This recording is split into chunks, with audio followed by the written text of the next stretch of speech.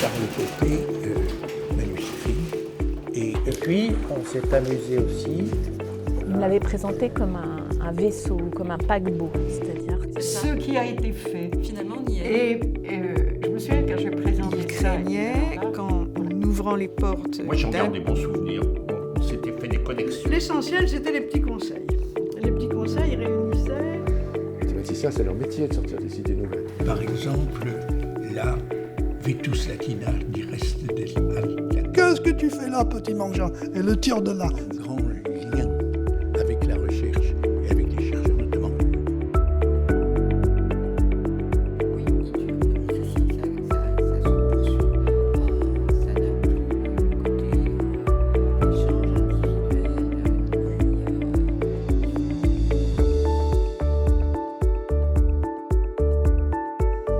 Est-ce que tu pourras nous raconter en 2 mots ton arrivée ici, tes premières impressions?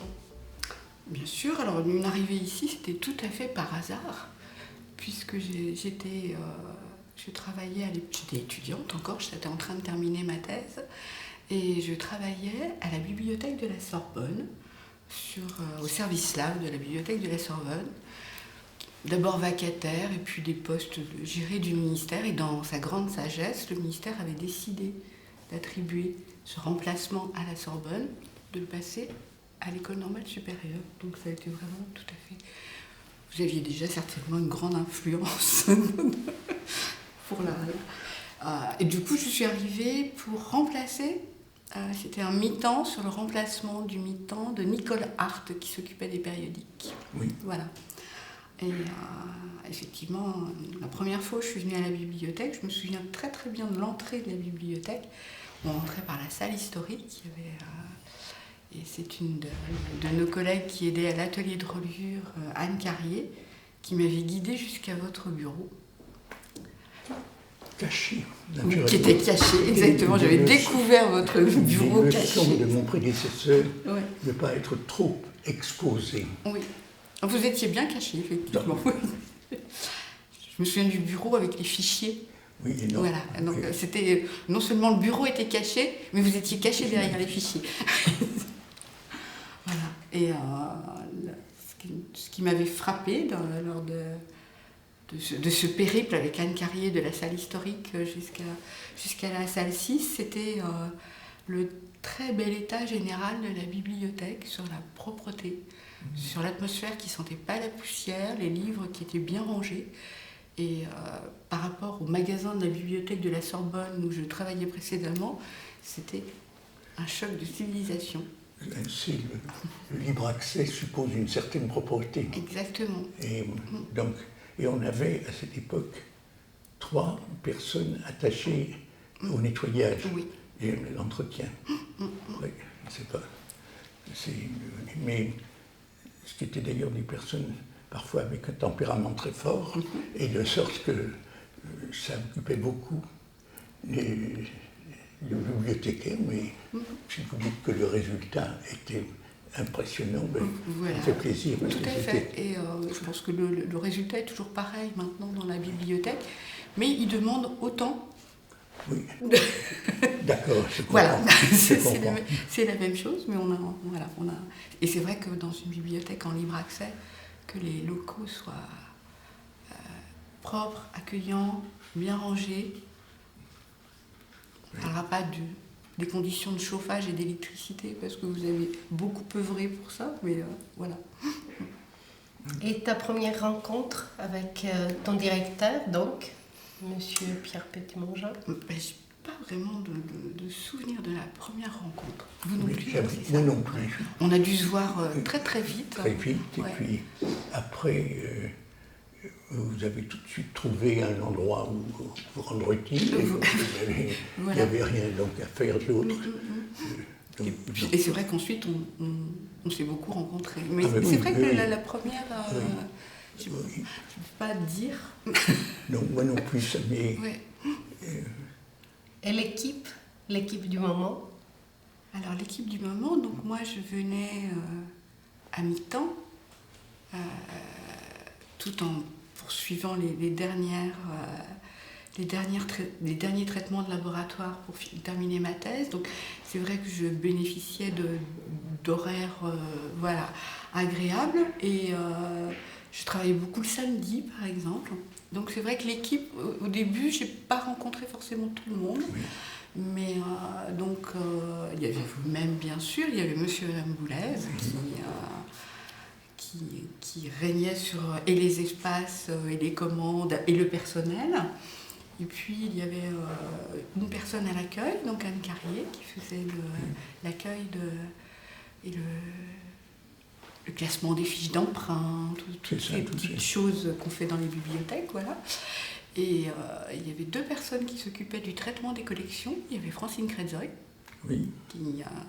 qui assurait en plus de manière quasi constante ce qu'on appelait la présidence de la salle historique. Il y avait ensuite il y avait Suzanne Esculier, qui traitait, donc Francine Kretzoy traitait les collections et les suites, voilà. Parce que Suzanne Esculier traitait les monographies après qu'elles soient passées par le périple de la cotation, qui à l'époque était séparée. Et il y avait du moins, autant que je me souvienne, il y avait 2 personnes qui s'occupaient de la cotation, en plus de M. Boulez. Il y avait Christine Ducourtieu, qui était là à mi-temps, voilà. Et puis Françoise Dauphren, qui s'occupait déjà des archives, des documents un peu particuliers, mais qui, si je me souviens bien, cotait énormément en histoire ancienne, en archéologie. Oui, vous avez raison. Voilà. Et donc Nicolas Artaud périodique. Et puis il y avait bien sûr Gérard Bizol, qui est toujours là également, et qui lui s'occupait de tout ce qui était logistique, équipement des ouvrages, rangement, enfin voilà, c'était avec l'aide de 2 agents de l'école qui faisaient office de magasinier. Voilà. Et je crois que c'est tout. Oui. On fonctionnait. C'était une entreprise artisanale. Tout à fait. Oui. Comme disait M. Boulez de temps en temps, de l'artisanat furieux. Parce qu'en effet, par moment, il fallait vraiment investir beaucoup. Une petite équipe où chacun était très important, indispensable. Oui, parce que si la personne disparaissait, les autres étaient déjà fort occupés, ils ne pouvaient pas se couper en deux. Le type de travail qui t'a été confié, tu es venu faire quoi dans la bibliothèque? Je suis venue à ce moment-là, Nicolas Artaud, qui s'occupait à la fois de tout le suivi des périodiques courants, des abonnements, du bulletinage, etc., s'occupait aussi d'un service que je crois que vous aviez monté, M. Petit-Mangin, le service des échanges. Ah oui. Et donc, je crois que vraiment mes premiers travaux, ça a été ça, ça a été de reprendre cette partie des échanges qu'elle n'arrivait plus à assumer en étant à mi-temps. Donc, de reprendre tous les dossiers des institutions partenaires, qu'elles soient françaises ou étrangères, à qui la bibliothèque envoyait des publications de l'école, des doubles, et en échange recevait des publications plutôt difficiles à obtenir. Il y avait de la littérature grise, des choses, encore pas mal d'échanges avec les pays de l'Est, même si déjà les choses étaient en train d'évoluer à l'Est. Et c'était... Donc voilà, il a fallu reprendre ça, le développer un petit peu, et puis très très vite l'informatiser. C'est ça. C'était ma... voilà. Tout de suite on est parti dans ce dossier-là. Mais sinon il y avait aussi une occupation qui m'est revenue il y a très peu de temps. Comme je travaillais le samedi, les personnels qui travaillaient le samedi participaient à l'ouverture de la bibliothèque de mathématiques. Et le samedi matin, je descendais ouvrir la bibliothèque de mathématiques avec des livres à cataloguer. Alors c'était un reste de, disons, la bibliothèque qui à l'origine prenait toutes les disciplines. Et d'ailleurs les codes sont faites telles que pour que aussi bien la biologie que les maths rentrent dans le classement des codes. Eh bien, les maths et lettres était sous ma modeste houlette, ce qui était évidemment un peu une plaisanterie dans la mesure où ma connaissance de mathématiques et de gestion de mathématiques sont faibles. Madame Martin, qui sera interviewée, était parfaite, mais ça permettait peut-être, ce que m'avait dit Poitou, c'est bien qu'il y ait quelqu'un qui ne soit pas mathématicien dans cette bibliothèque parce que les matheux ont trop d'idées. Et alors, donc, je servais un peu de tampon pour les empêcher ce génie de se manifester. Et alors, on avait, comme c'était une bibliothèque un peu théoriquement unique, il y avait quelques victimes qui s'en allaient faire du catalogage ou reprendre, parce que le catalogage des maths était aussi sommaire que celui des lettres. Voilà. Donc, vous voyez, donc, mais ça rentre, Madame Esculier y a beaucoup travaillé. Certainement, oui. Et oui, le samedi matin. Le samedi était un jour tout à fait ordinaire. Oui. Dans l'école? Dans l'école, oui, et à la bibliothèque. Moi, j'ai surtout travaillé avec M. Boulez le samedi après-midi. Là, on était très tranquille. C'était les après-midi des acquisitions. Oui, essentiellement. Oui, mais c'est vrai que le samedi était vraiment un jour ordinaire. Oui. Il y avait des cours, il y avait des séminaires, oui. Il y avait le pot, enfin tout le monde était là. Oui, c'est vrai, c'était un jour normal. Donc, la propreté, quand tu es arrivé, ça t'a marqué, mais est-ce que tu peux nous dépeindre comme ça de quelques coups de pinceau les salles et les bureaux de la bibliothèque? Quelle était l'ambiance? 1930, c'est-à-dire les salles qui donnent l'identité, voilà, oui, un peu... Il y avait la salle historique qui effectivement était un petit peu différente des autres, mais sinon les salles de la bibliothèque à l'époque étaient comme l'est encore la salle 5 ou la salle 4, c'est-à-dire dans son jus. Oui. Voilà, c'est-à-dire que la bibliothèque a eu une première grande extension au moment du Front populaire, puisque l'école était bien vue et avait des crédits. Et alors, c'est à ce moment-là qu'on s'est équipé en rayonnage Baudet, Donnon, Roussel, qui était la marque. Donc, on peut dire que, pour une historienne, ça nous amusera peut-être, que le responsable qui s'occupait de la bibliothèque, pour Baudet, Donnon, Roussel, a eu un fils assez connu, puisque c'était René Raymond. Donc quand René Raymond est rentré à l'école, il est rentré chez lui, puisque c'était en somme les rayonnages construits par son père, en 1942, je crois, à peu près. 42. Oui, donc... Et les bureaux? Alors les bureaux, j'ai assez peu de souvenirs de votre bureau, voilà, qui était grand, où il y avait une personne aussi de temps en temps. Non, il y avait quelqu'un qui se trouvait à côté, dans la salle 5. J'ai eu longtemps une personne qui faisait plutôt du courrier. Oui, voilà, du secrétariat un peu. Oui, c'est ça. Mais c'était très très restreint. Oui, très très restreint. Et sinon, les bureaux qui existaient, c'est l'actuelle enfilade des bureaux de catalogage, et qui sont dans l'état où ils étaient tous les deux, moi, quand je les ai connus. Il y avait le grand espace de la salle qui était devenue ensuite la salle des périodiques, et puis maintenant la salle de travail de groupe et les bureaux des acquisitions, qui était un grand espace qui était assez sympathique comme espace, parce que plusieurs personnes travaillaient, les élèves venaient, enfin voilà, c'était un espèce de bureau très ouvert. Oui, et le fait que les élèves s'intégraient un peu à nos problèmes de bibliothèque, etc., était évidemment très agréable. Les élèves sont souvent malins, donc on tirait profit de leurs remarques. Oui. Ils avaient le droit de rentrer dans les bureaux. C'était un espace commun, quoi, voilà, il n'y avait pas de... Oui, non, ils n'y campaient pas, mais enfin, non, les gens n'étaient pas... Il n'y avait pas une terreur quand on entrait dans les locaux de la bibliothèque, au contraire, parce qu'on les recevait en général avec amabilité. Oui.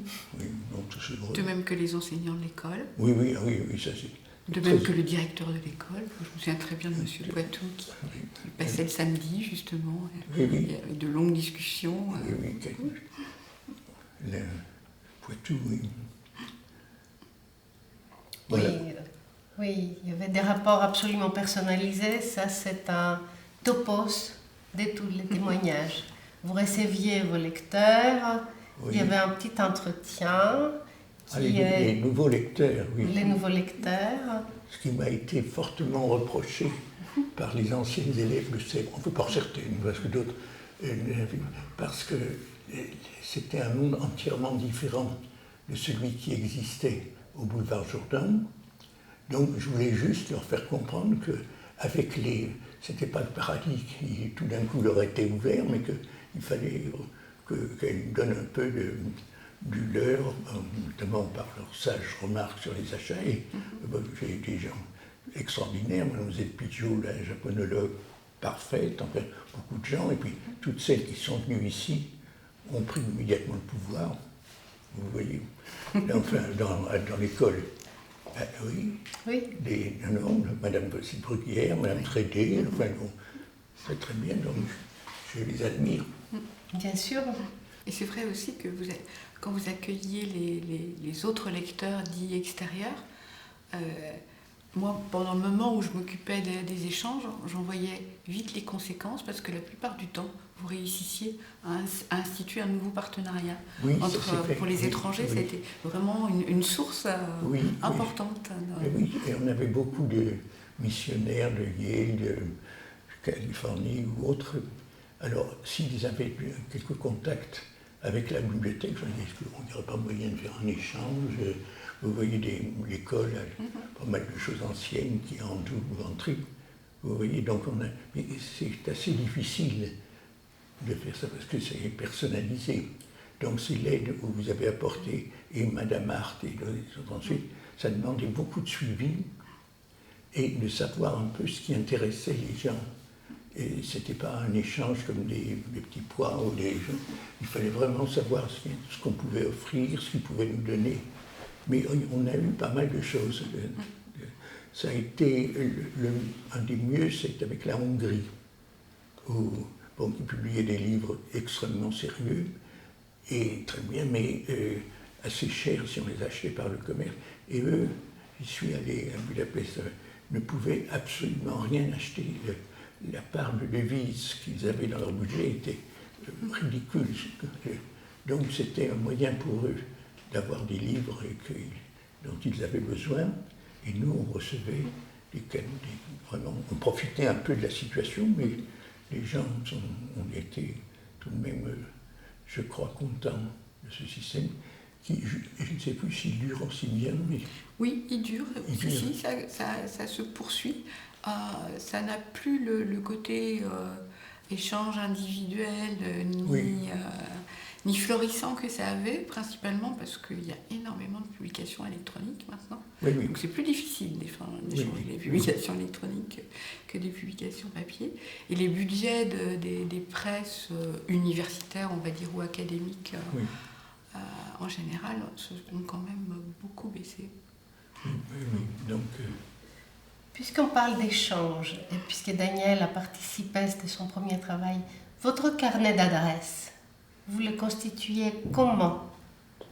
C'était le hasard. Soit les endroits où j'allais, et je me suis pas mal promené dans certains pays, donc là, si je voyais des collègues, je disais, vous n'auriez pas quelques petites choses à nous proposer, etc. Donc ça, je l'ai fait sans aucun scrupule. Et puis, comme dit Daniel Ablin, on avait... avec les élèves étrangers et les anciens élèves étrangers, surtout une fois revenus, devenus des gens puissants dans leur pays, ils avaient peut-être de la sympathie pour nous. Alors on pouvait essayer d'aller demander aux... Alors j'ai le souvenir par exemple de Princeton. Je lui disais, est-ce que vous pourriez le prendre Princeton Library Gazette, quelque chose dans ce genre-là. Alors la dame m'a répondu, mon pauvre monsieur, c'est beaucoup trop compliqué de faire un échange comme ça, nous achetons, mais nous vous offrons. Voilà, c'est ça. Voilà, donc, mais oui, j'ai constaté ça, que surtout les grosses maisons, etc., n'aimait pas le troc. Vous voyez, c'est pas rentable. Mais pour nous, ça nous a aidés. Et il faut dire que l'école a aussi beaucoup d'échanges d'étudiants, notamment en histoire ancienne et en archéologie, et beaucoup avec l'Italie, qui est un pays qui publie beaucoup de choses très intéressantes. Alors là, avec ces liens personnels, les professeurs de l'école pouvaient très bien parler au directeur d'un institut à Macerata, et en général, on avait le résultat. Donc vous voyez, les échanges sont un peu, disons pas égaux dans toutes les matières. Ça dépendait des contacts qu'on avait. Mais ça doit continuer, je pense. Oui, bien sûr. Et ça suit aussi les voyages des directeurs suivants de la bibliothèque et de l'école aussi. Oui, les voyages sont bien là. Donc, voilà, donc si vous voulez, et avec toujours un côté un peu personnel, parce que ça aide pour débloquer un échange qui s'est endormi. Il arrive parfois que même les bibliothèques les plus parfaites sommeillent un peu. On essaie de... Et ça peut s'adresser peut-être, à nous aussi. Donc, modestie, monsieur, modestie. Oui, voilà. Modestie. Il y avait aussi les élèves. Maintenant, tous les élèves passent un an à l'étranger, mais c'était pas aussi fréquent. Non. Et c'est vrai qu'à chaque fois que les élèves partaient, et, principalement aux États-Unis, mais pas seulement, c'était aussi l'occasion pour eux d'être l'ambassadeur de l'école et de revenir avec quelques propositions d'échange. Et surtout aussi, même s'ils revenaient avec une serviette vide, ils pouvaient être plein de suggestions intéressantes, puisque le point est d'acheter des bons livres et non pas tout ce qui se publie. Donc, si vous voulez, ça c'était... Les élèves ont été, et les anciens élèves ont été souvent des conseillers merveilleux, à condition de les prendre dans le bon sens. Les temps ont changé, peut-être nos pratiques aussi. Il y a très peu des gens qui investissent maintenant de cette façon la bibliothèque, même s'ils sont très sollicités par nous. Et même au niveau des Caïmans, qui étaient très très concernés par leur bibliothèque, ce n'est plus le même engagement, si vous voulez. Là, vous avez une vision un peu paradisiaque. En fait, il y avait quelques Caïmans qui investissaient beaucoup, étaient extrêmement généreux et compétents. Beaucoup d'autres voyaient la vie plus calmement. D'accord. Donc on ne peut pas... Je me rappelle toujours une histoire... Il y avait de l'agrégation avec au programme l'Inde. Alors, le Caïman de l'époque, que j'aime beaucoup, mais qui est un peu rêveur, nous avait demandé acheter Census of India. Le libraire, méfiant, il dit faut-il fournir les 107 volumes? Oui, donc, les conseils n'étaient pas toujours très ponctuels. Enfin, garantis. Pourquoi les bibliothécaires gardaient une certaine utilité. Oui. Très bien. Est-ce que vous voulez qu'on dise 2 mots sur l'organisation du travail de l'époque? Ils sont bien. Oui, c'est vrai. Et sans organisation, il n'y avait pas d'organigramme extraordinaire, mais il y en avait un dans les faits. Oui, et je pense qu'il était assez clair pour tout le monde. Vous étiez le directeur, monsieur et madame Boulez encadraient l'équipe, et faisait que la bibliothèque était tous les jours ouverte, à l'heure, rangée, enfin voilà, c'était une organisation quelquefois un peu sportive, je pense que Madame Boulez... Oui, Madame Boulez a beaucoup... Oui, voilà, et a surtout beaucoup d'huile dans les rouages pour que tout se fasse de cette façon-là, mais oui, c'est vrai que ça fonctionnait. Peut-être que les amplitudes horaires n'étaient pas celles de maintenant. Non. La fréquentation non plus n'était pas celle de maintenant, donc il y avait un peu moins de lecteurs, mais du coup ça générait beaucoup moins de livres à ranger. Oui. Bien moins de lecteurs, moins de d'ailleurs. Oui. Donc voilà, l'équipe convenait en fin de compte pour le gabarit de la bibliothèque. Oui, à peu près là. Mais une de mes activités a été d'obtenir du personnel tout le temps. Alors, au début, jusqu'à la crise du pétrole, j'arrivais à peu près à avoir un poste et demi tous les 2 ans. Vous voyez, c'était à peu près comme ça que ça tournait. L'école acceptait, la bibliothèque ayant bonne réputation, c'est fondamental. Donc on avait... Puis après, ça s'est un peu bloqué. Et alors après, il a fallu trouver des combines pour les choses. Et les combines ont marché ou pas marché, si vous voulez. Ben oui, c'est ça. Ça a été très pénible. Quel type de combine? Ben, essayer d'obtenir du ministère autre qu'ils affectent un poste, par exemple, qui permette à quelqu'un d'avoir une carrière un peu plus raisonnable. Donc j'ai vraiment des regrets. On avait essayé, avec l'aide bien sûr du secrétaire général à cette époque, il n'y avait pas encore de directeur des services, mais c'était l'homme essentiel pour justement ces combines administratives, arriver à placer quelqu'un sur un poste avec des perspectives d'avenir. Enfin, l'école était très bien disposée et accueillante. Vous voyez là, donc, mais ça marchait ou ça ne marchait pas. Mais c'était pénible quand ça ne marchait pas, bien sûr. Oui, parce que l'équipe s'était quand même bien agrandie. Oui. Par rapport au moment où moi j'étais arrivée, où j'étais un peu loin de tout ça, enfin de l'organisation. C'est vrai qu'il y a une petite équipe. Plusieurs collègues qui sont arrivés, à la fois pour le traitement des ouvrages, mais à la fois pour l'accueil dans la bibliothèque. Oui, on a pu. Puis, par mutation, on avait... Alors, il y a un point important, c'est qu'à cette époque, au début, l'école était plus maître que maintenant. Ce n'était pas des commissions qui choisissaient les gens, etc. C'était l'école qui proposait quelqu'un sur sa bonne mine. Je crois que vous étiez peut-être encore dans ce système. C'est-à-dire, si je pense que c'était, on avait une certaine... Enfin, la direction de l'école, pas de la bibliothèque, avait le droit de proposer des gens et que le ministère acceptait ou non. Et puis, les gens... Mais après, ça s'est compliqué, puisqu'il a fallu que les gens aient certains diplômes et que ça se passe en commission régionale ou nationale, ce qui est normal. Mais enfin, ça ne facilitait pas toujours la mobilité. Est-ce qu'on pourrait dater ces tournants? Ça faudrait regarder dans les effectifs, dans les archives et les effectifs. J'avoue qu'on oublie un peu ces heures passées. Mais il faut dire qu'il y a des pièces, justement, grâce à vous, il y a des pièces essentielles dans les archives, tout ce que vous aviez, la structure que vous aviez mis en place de Conseil des sages, au moment de la départementalisation. Au moment de la fusion avec l'école de Gilles. Ah oui, c'était ça. Et vous savez, parce que se trouver fusionné avec un organisme vénérable, mais qui a des traditions différentes, c'était pas du tout évident. Et alors, mais enfin, avec Madame Putois, c'était aucun problème.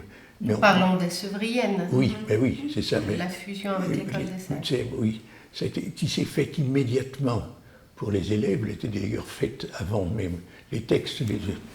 Bon, mais après, les bibliothèques ont aussi tous les publics antérieurs, les anciens élèves. Bien sûr. Et là, et puis les collègues de Sèvres avaient une autre façon peut-être de travailler.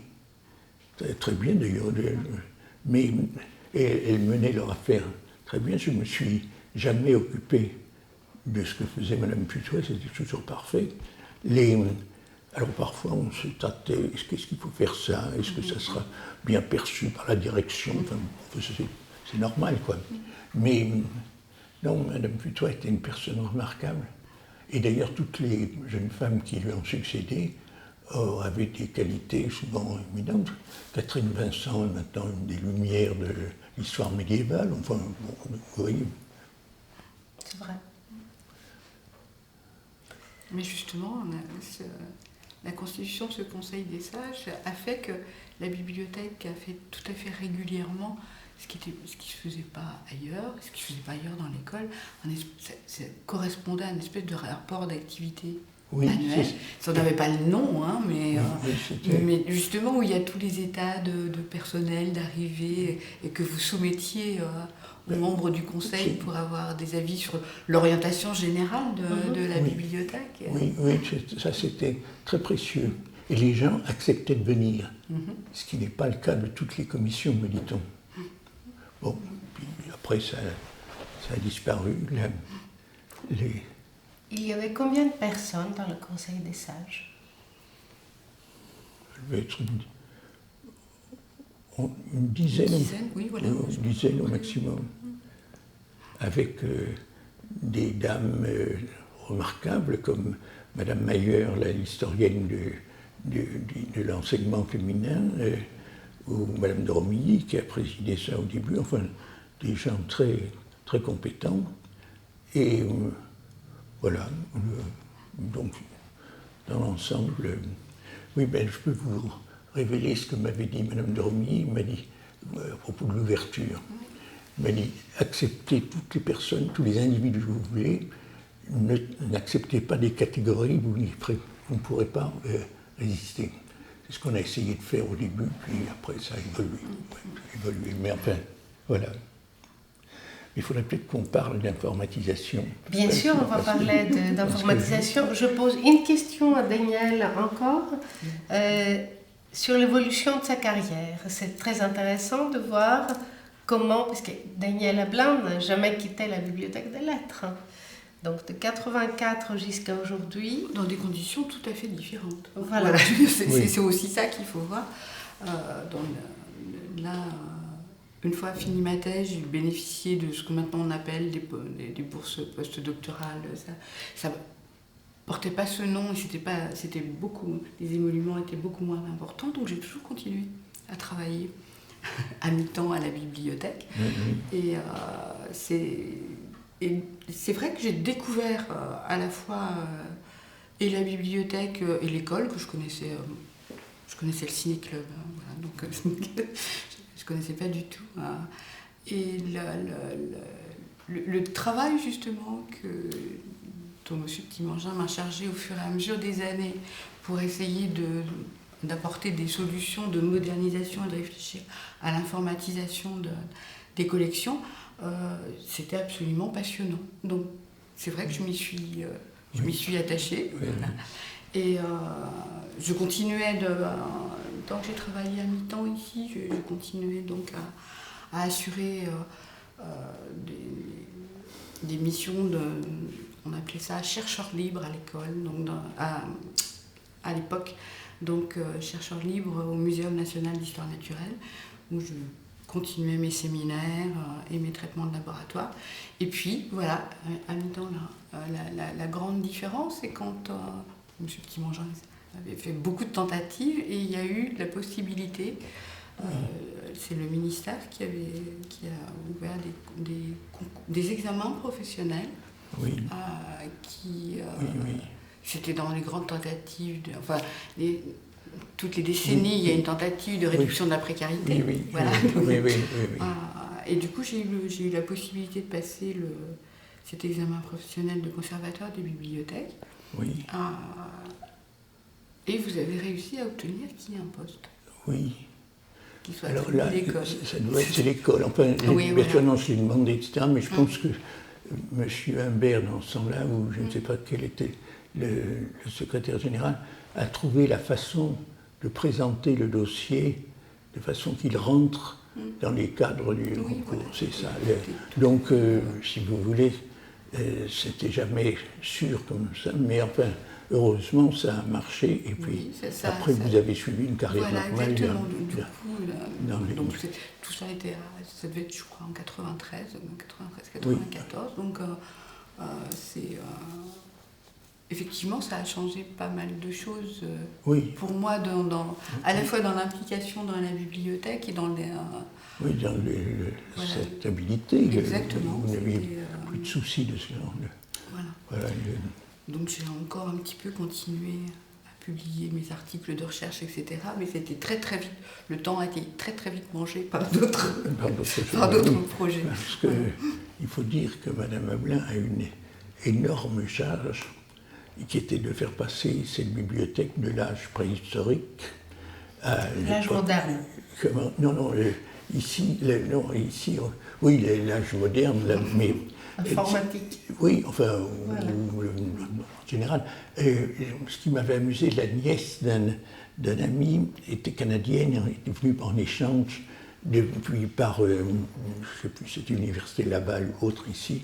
Alors, on parlait un peu, mais elle me disait, mais il y a beaucoup de livres, ça. Mais au point de vue service, c'est vraiment rien du tout. On est à l'âge de pierre, là, avec le charme du parler canadien. Là. Donc, alors je dis qu'il y avait tout de même quelques travaux qui avaient été faits par les universitaires français, avant et encore maintenant, mais enfin voilà. Bon, donc, c'est tout de même un signal.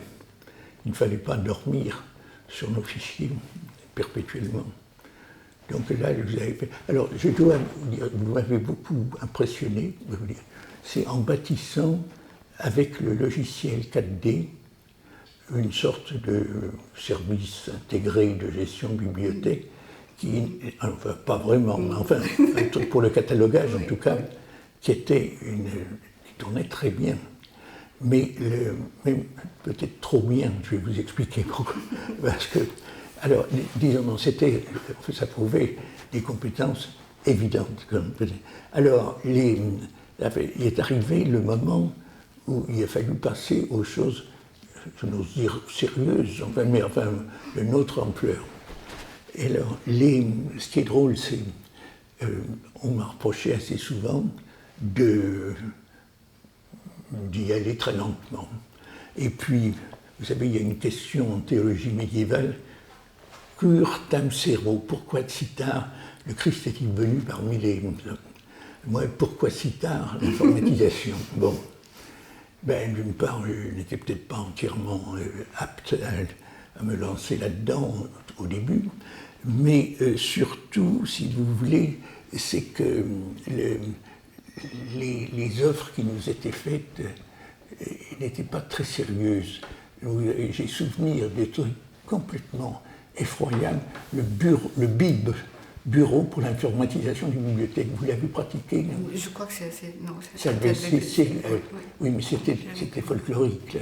Tous les gens expliquaient tous les choses merveilleuses qu'ils pourraient faire avec l'informatique. Et puis, c'est rien de concret, etc. Alors, donc moi, ça m'avait un peu... Et puis, alors là où j'ai eu, disons, moi, ma révélation, c'est en allant tout simplement travailler dans des bibliothèques étrangères, à Göttingen, qui est extraordinaire, là. Et puis après, j'ai beaucoup vu l'Institut Warburg à Londres, qui est une partie de l'université de Londres, mais qui a aussi un peu des traditions germaniques. Là. Et alors, si vous voulez, j'ai vu le changement entre un logiciel extrêmement lourd, répétitif, peu agréable, qui s'appelait Libertas, et innovative, qui était celui qu'on a choisi, qui avait été pris par les Anglais, et qui, je voyais les collègues, d'abord au point de vue lecteur, très agréable, et les collègues étaient très enchantés parce qu'il y avait des réponses techniques, etc. Alors, finalement, on a réussi à l'acquérir. Et ça, si vous voulez, il a fallu un certain investissement. Et je dois dire que les personnes décisives ont été des dames. Et c'est-à-dire les deux directrices adjointes. Bénard et Trédé. Et c'est ça, les deux ont été parfaites. Parce que le directeur, qui est un camarade de promotion, M. Guyon, un grand manipulateur, etc. Et il trouvait que notre système n'était pas si mal, et que, mon Dieu, la bibliothèque de physique, qui avait aussi un truc bricolé, c'était très bien, et il ne voyait pas pourquoi on allait prendre un truc qui coûtait des fortunes, etc. Bon, alors, disons, donc on a compris, grâce à Mme Ablin, que Si supposer que Mme Ablain nous quitte, il fallait faire reprendre par une société, on devenait complètement fou. Donc, alors il valait mieux avoir un truc stable qui ne dépende pas d'une personne. Oui, qui soit un petit peu plus solide. Comment ? Qui soit un petit peu plus solide comme système, oui. qui résiste aux coupures d'électricité. Oui, Enfin, oui. Non, ça a été simple. un travail énorme pour en arriver. Et puis décrire les fonctions qu'on voulait avoir. Là, vous avez fait aussi un travail très important avec une commission qui comportait Laure Léveillé, Liliane Zweig, et après le merveilleux informaticien Serge Pierre Torres. Là. Donc, alors là, parfait, moi je n'avais rien à faire, qu'à admirer. Et puis, c'était très bien là.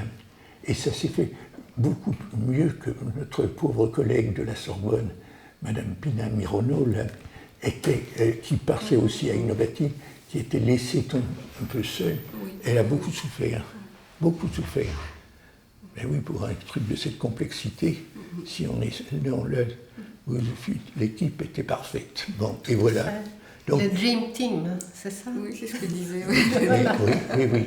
Très bien. Qui s'entendait très bien, qui a mené ce travail. Oui, et qui a réussi à le faire accepter par tous les collègues, qui était une tâche très importante. Parce que ça a correspondu à plusieurs changements de type de travail. Oui. Tout le monde était très compétent, il n'y avait aucun souci là-dessus, mais il a fallu s'adapter à des normes un peu plus rigoureuses, mais parce qu'elles étaient nécessaires pour qu'elles soient du niveau international. Donc, chacun a découvert qu'il ne faisait pas forcément tout le temps de la même façon. Enfin voilà, ça a été une... Et puis c'est vrai que c'est plusieurs épreuves techniques et d'organisation du travail qui ont quand même été importantes.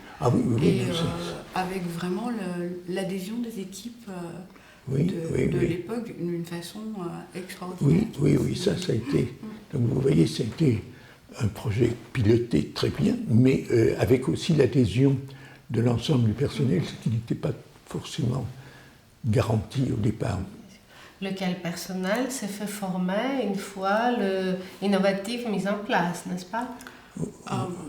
Tout cela faisait partie du projet général qui concernait autant l'acquisition d'un système au niveau de l'école et de ses collections, c'est-à-dire en volumétrie, beaucoup, de l'organisation, puisque toutes les bibliothèques étaient et sont toujours en libre accès.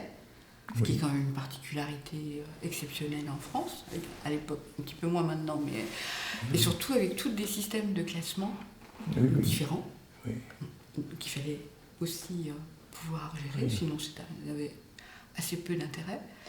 Et avec aussi des bibliothèques qui avaient des tutelles différentes, donc il fallait que les systèmes de comptables soient différents, il y a une haute exigence d'indépendance des bibliothèques dans la gestion, et par contre d'unité pour avoir un catalogue qui soit commun, qui revienne un peu à la bibliothèque primordiale. Voilà, exactement, avant l'éclatement des bibliothèques scientifiques, et qui répondent à pas mal de standards internationaux. Je veux dire, là, on était vraiment, à partir de 93, c'est le début d'Internet.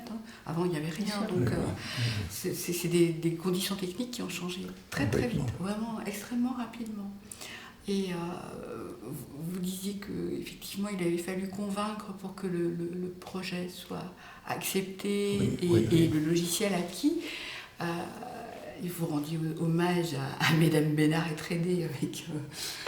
je le fais à chaque fois que je les vois encore, même Madame Bénard, qui de temps en temps demande... Voilà. Mais il y avait eu aussi un premier épisode, je ne sais pas si vous vous souvenez, alors là, qui est beaucoup plus prosaïque, et qui est vraiment sur les conditions même où ça pouvait être fait, c'est-à-dire de l'électricité et du déploiement d'un réseau informatique dans l'école. Et M. Lottmann, qui était directeur adjoint à l'époque, grâce à lui, on avait pu bénéficier du réseau informatique dans les bureaux et dans les salles, alors que le projet nous octroyait quelque chose comme 10 prises Oui, pour toute la bibliothèque. Voilà. Oui. Donc ça a l'air de rien, c'est anecdotique, mais c'était des efforts énormes à l'échelle de l'école et de la reconnaissance justement du projet à l'échelle de l'école. Les étapes ont été multiples. Oui. La bibliothèque des maths, vous me corrigez si ma chronologie n'est pas au rendez-vous, la bibliothèque des maths avait précédé au niveau de l'informatisation, n'est-ce pas? Non, c'était au même moment.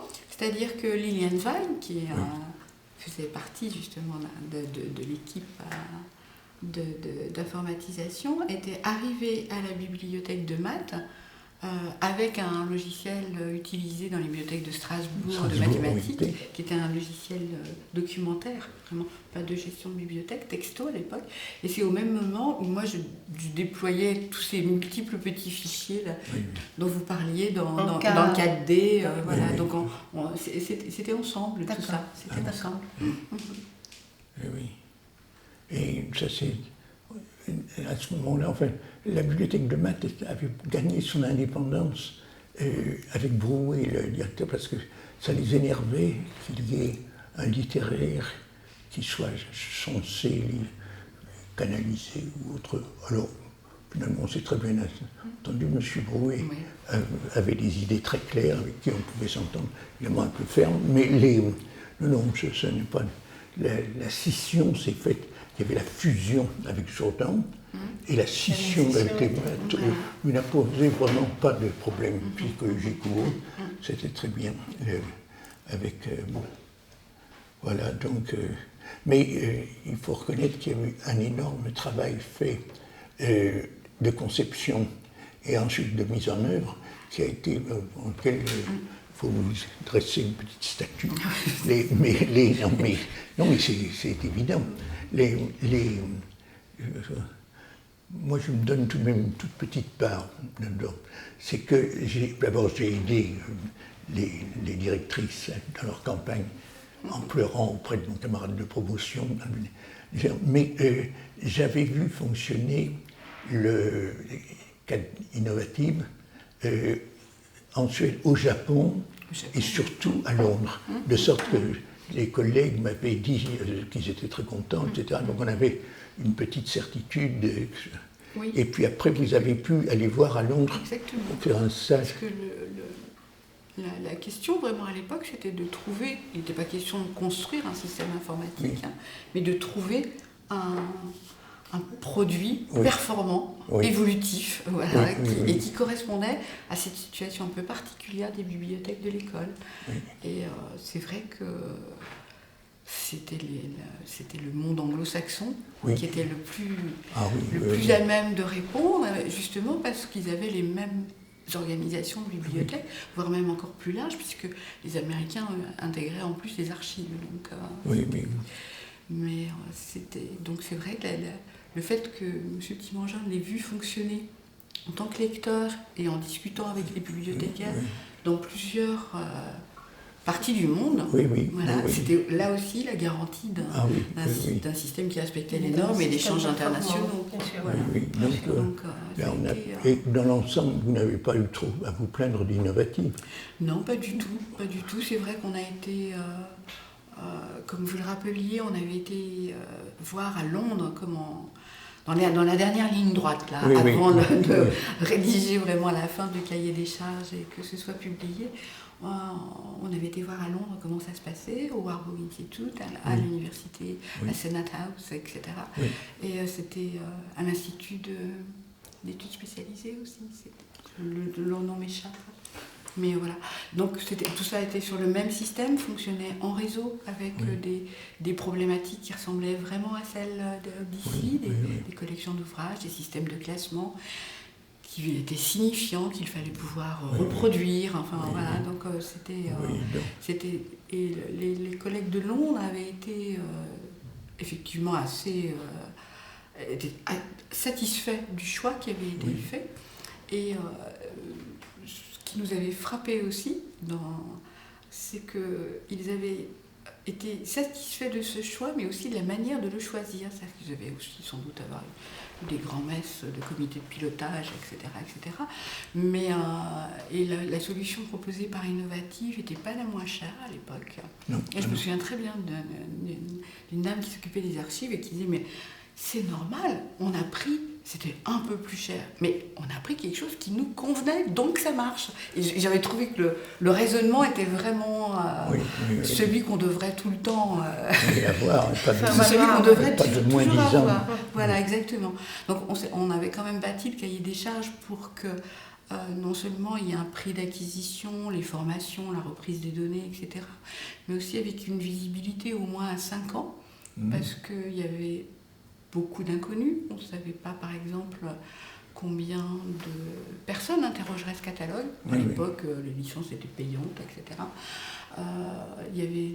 On était parti, donc c'était une enquête qui avait concerné toutes les bibliothèques de l'école, et on était 5 bibliothèques partantes au démarrage, puisqu'il y avait les archives Husserl, à la surprise générale. Il y avait la bibliothèque des sciences sociales qui était totalement différente à l'époque, la bibliothèque de Jourdan, la bibliothèque de maths et mes lettres. Voilà. Et par contre, le système avait vocation à accueillir toutes les autres bibliothèques de l'école qui souhaiteraient l'intégrer. Et on savait aussi qu'il y avait déjà les perspectives qui ont duré longtemps de reconstruction de Jourdan, enfin voilà, 40 ans. Voilà. Mais on savait très bien qu'il y aurait aussi à avoir des mouvements de collection, des fusions de bibliothèques, des scissions de bibliothèques. Donc tout ça, les fournisseurs devaient faire une évaluation de ce que coûterait l'ajout d'une bibliothèque, ce que coûterait ceci, à 5 ans. Et là, en fait, bien qu'étant chère, l'offre d'Innovative était tout à fait en regard des autres offres, qui avaient quelquefois un prix d'achat moindre, mais par contre, toute évolution était payante. Toute extension, toute fonctionnalité, tout était payant tout le temps. Disons, une des grandes modifications de mon petit point de vue de manager, comme ils disent, c'était le prêt. Bon, le prêt se faisait de façon épique tous les 6 mois. On photocopiait toutes les fiches, on les partageait, on faisait des enveloppes. Je rajoutais quelques pensées profondes pour amadouer les lecteurs. Et puis ça revenait ou ça ne revenait pas. Enfin, c'était un système très artisanal, mais avec... très chronophage. Oui, ça prenait un temps énorme. Enfin, pas tellement pour moi, quand il fallait signer 150 textes, c'est pas. Et puis mettre une pensée profonde pour chacun. Avec des retours pas forcément toujours agréables en plus. Non, non, parfois les gens étaient furieux. Bon. Mais après, avec ces rappels faits automatiquement et à des durées raisonnables, et d'ailleurs, vous aviez choisi un mode très raisonnable, c'était pas... Oui, en fin de compte, on avait appliqué ce qui était annoncé comme fonctionnement général de la bibliothèque. L'empreinte est de 6 mois, mais sauf que c'est devenu effectivement ensuite 6 mois, mais avec des possibilités de renouveler. On était assez souple. Et puis, donc maintenant, les gens ont pris l'habitude de faire un peu attention. Donc, la majorité, je crois, après ce que j'entends dire, se conforme de façon civique. Et puis, il y a toujours des gens insupportables, etc. Ben, qu'est-ce que vous voulez, ça c'est le charme de l'école.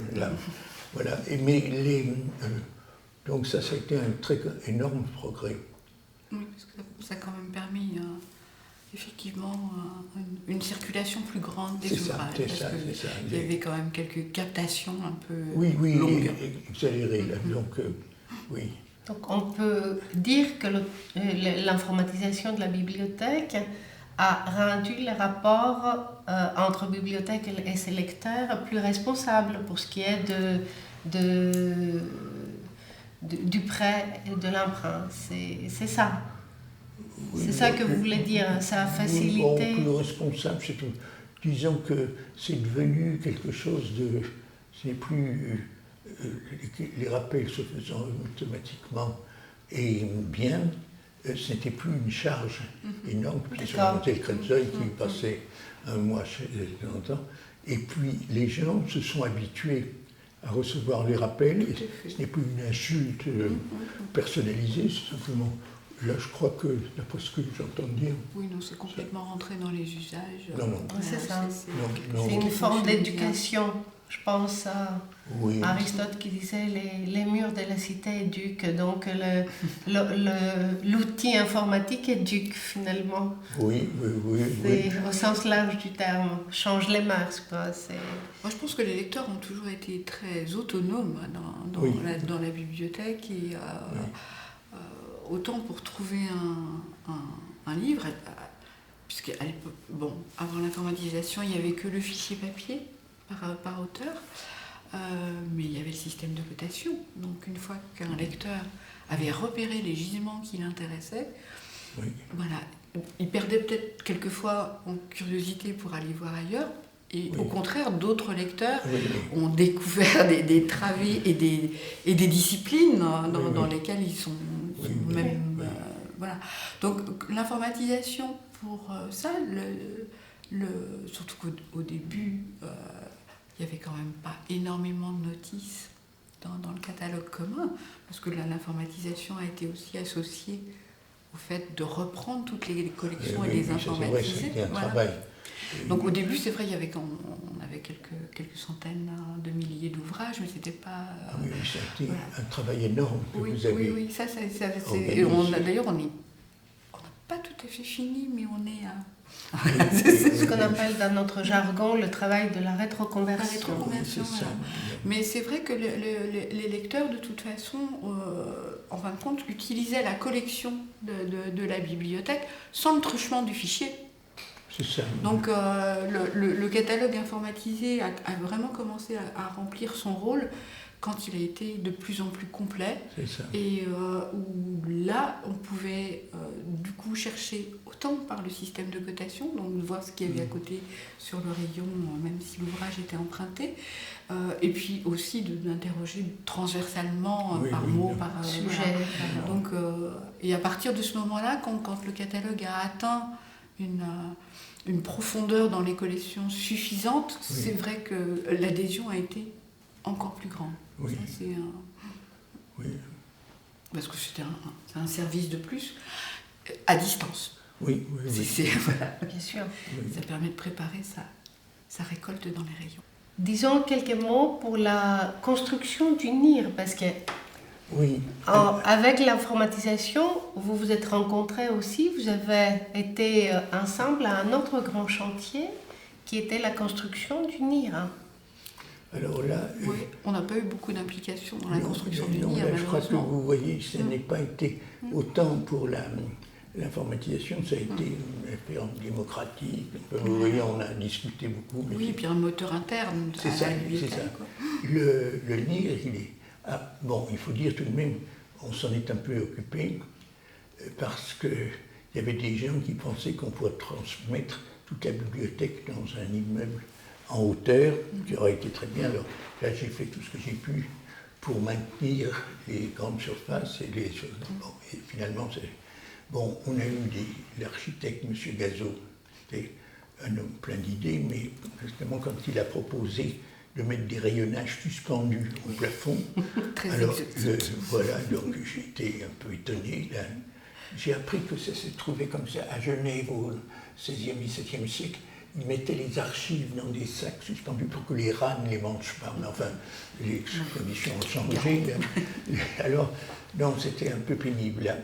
Mais, oui, vous savez, les concours d'architectes, ils sont choisis par des architectes, suivant leurs critères, et nous n'existions pas. Il n'existait que l'école. Et encore. Enfin, c'était vraiment la région qui... C'est la région, mais enfin, comme interlocuteur, il n'avait pas du tout les bibliothécaires, mais le secrétaire général ou les gens. Donc, si vous voulez, il fallait qu'on arrive à faire entendre notre petite voix auprès de l'administration de l'école pour qu'elle prenne en compte nos demandes, ce qu'il faisait d'ailleurs à peu près, mais... Et puis, éventuellement, qu'on trouve un moyen de joindre la région. On y est allé quelquefois, les gens d'ailleurs tout à fait aimables, mais enfin, c'était pas évident. Vous voyez?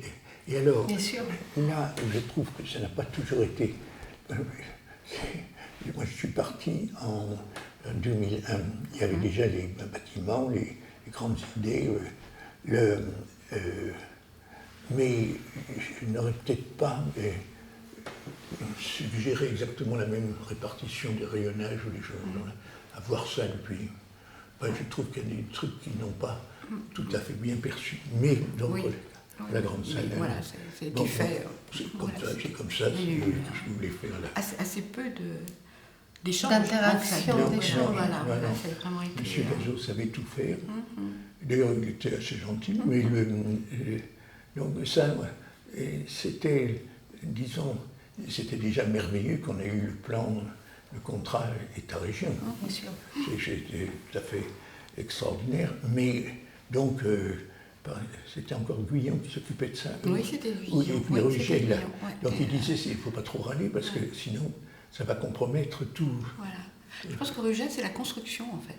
Oui. Mais tout le projet, toutes les discussions, parce que ça a été retardé pendant très longtemps par des recours de voisinage, enfin, je veux dire, ça, c'était un peu Guyon. l'Arlésienne, oui, quand même. Oui, Guyon, qui s'est beaucoup investi, il faut connaître pour obtenir ça.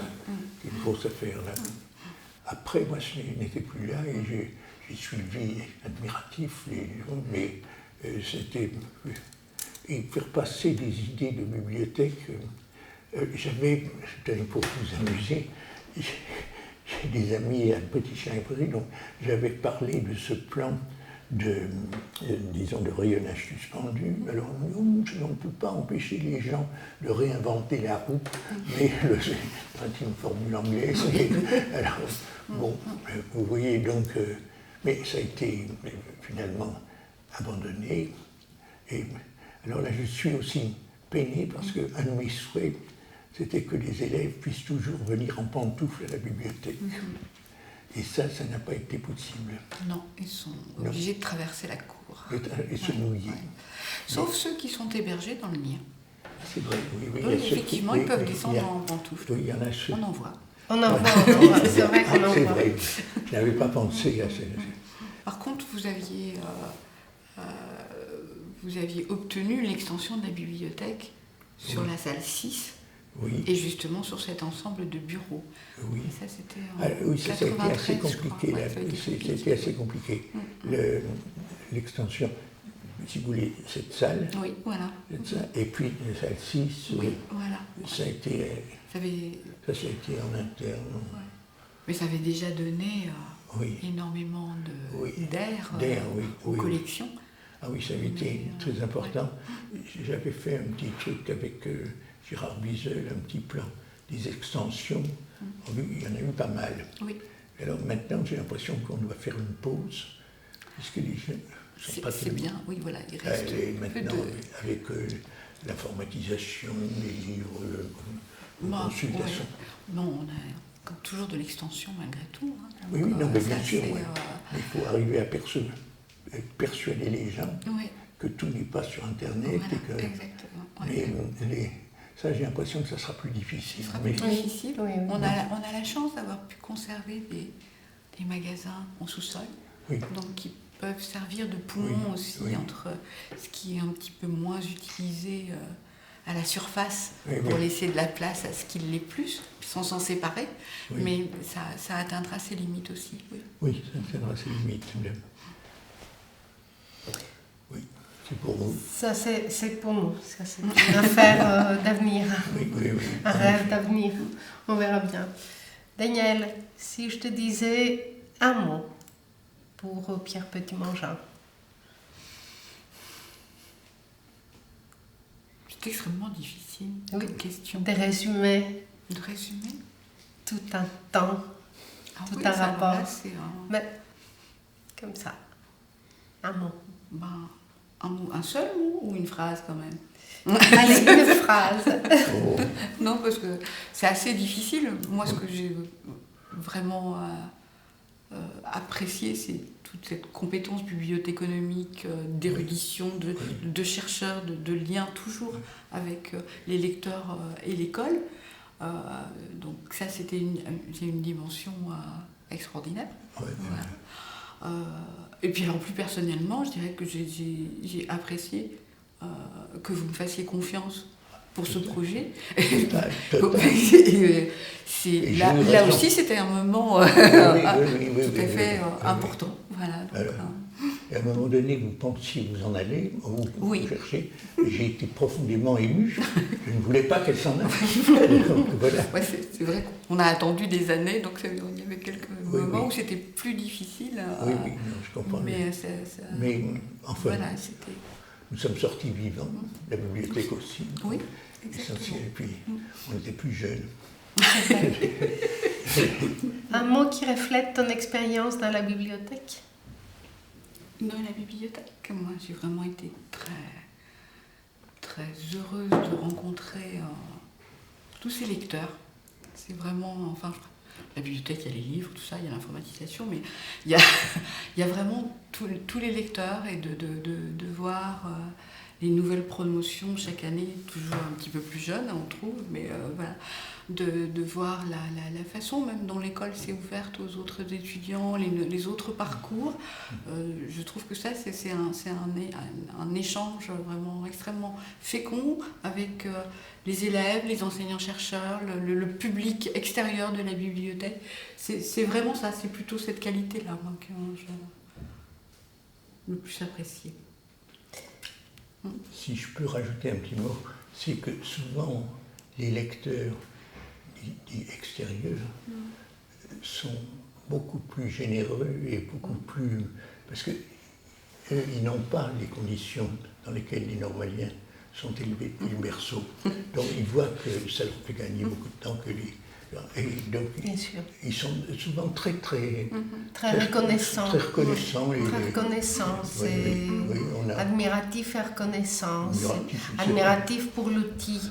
Nous rencontrons de plus en plus des propos, c'est-à-dire encore aujourd'hui, où effectivement on peut tout trouver sur Internet. Oui. Et j'ai eu à plusieurs reprises comme ça un élan d'admiration des lecteurs qui, devant un livre qu'on ne trouve nulle part ailleurs, disent en fait, on nous dit qu'on trouve tout sur Internet, mais finalement, on trouve tout dans la bibliothèque des lettres de l'école normale. Nous avons entendu beaucoup de choses dans ce projet, justement, de cet ordre-là.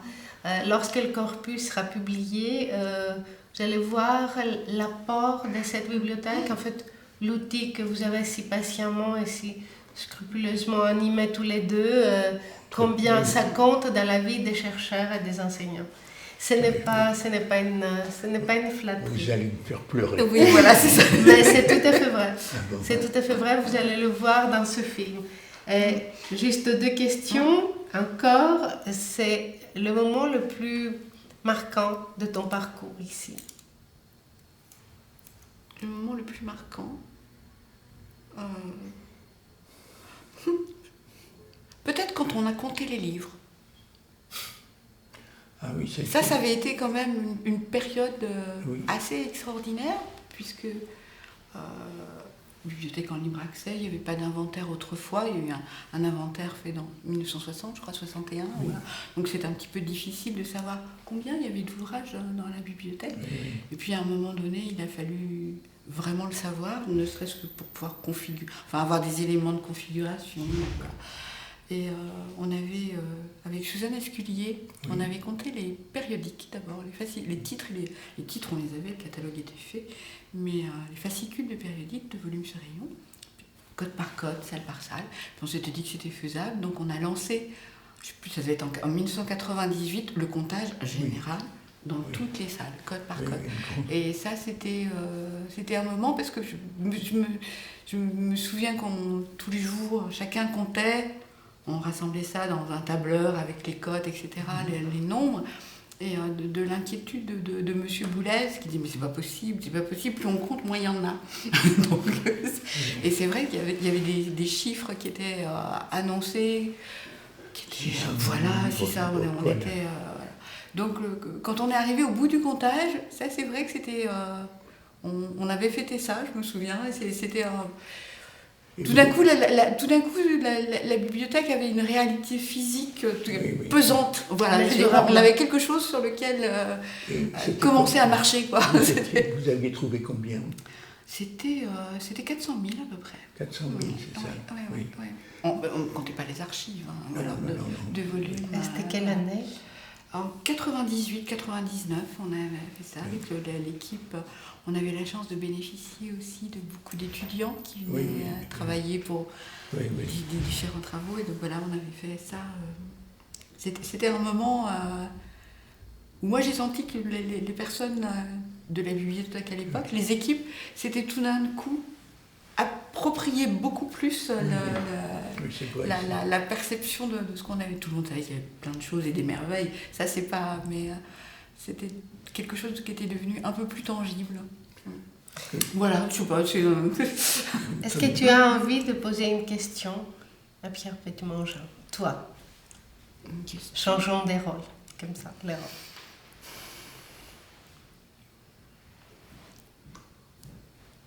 Une question. Est-ce que vous réussissez à vivre en dehors de la bibliothèque? Est-ce que ça vous a occupé quand même un moment? C'est une bonne question. Et vous étiez vraiment là tout le temps Non, alors, à naviguer entre votre appartement et... Oui. Alors, bon, j'ai eu la chance extraordinaire, je m'en donnais pas, d'être logé dans l'ancien appartement de Pasteur. Bon, mais Martin m'avait dit, tu verras, on ne rentre pas chez soi, on rentre à l'école. Et ça, je l'ai éprouvé. Exactement. Parce que l'école, dès qu'on franchit la grille, avant de s'être caché dans l'escalier, on est pris par les problèmes de l'école. Et alors, j'ai pu, grâce à la gentillesse des collègues, etc., me protéger un peu, ne pas être entièrement bouffé par la bibliothèque en plus de l'école. Parce que l'école pose des tas de problèmes autres que la bibliothèque, là, dans lesquels j'étais un peu briqué pour les enseigner. Donc là, j'ai pu... Le mieux que j'avais trouvé comme solution, c'était de me cacher le vendredi, où j'allais travailler à Chantilly, chez les Jésuites, qui avaient une super bibliothèque, et puis je dormais une nuit et je rentrais. Et comme ça, je revenais le samedi avec l'esprit très libre, prêt à faire de la bibliographie ou autre chose. Vous voyez, donc ça, et grâce au fait qu'avec monsieur et madame Boulez, madame Appelin, etc., j'étais sûr qu'il n'y avait pas de problème. Ça tournait. Mais, alors, puisqu'il faut penser à partir, je vais vous raconter tout de même l'histoire du canular de Lucien Eyre. Ça, vous l'avez entendu, là? Bien sûr. Le buste, oui. Ça, mais pas de votre bouche. Non, mais enfin... Je sais que j'étais justement à Londres, et un jour, je reçois un coup de téléphone effaré de Madame Boulez, Lucien Eyre a disparu. Alors, moi, au début, je me suis un peu amusé, mais enfin, quand je suis revenu, j'ai vu que ça avait perturbé les esprits. On l'avait beaucoup cherché, effectivement. Oui. Et jusqu'à ce que j'ai reçu une lettre de Toulouse, où Lucien Eyre me disait « Ah, j'ai retrouvé le cassoulet, mais ça ne vaut pas ma choucroute, on fait quelque chose dans le genre, c'est dans les archives. » Alors, je me dis, bon, il n'y a pas trop de danger, là, il va revenir. Là, mais, alors, il est revenu dans en grande pompe. Les élèves avaient inauguré une placette Lucien Eyre, en bas de la rue Erasme. Oui, c'est ça. Là. Et alors après, ils sont venus en portant la statue glorieuse et en chantant. C'est très beau. Vous étiez là? Oui.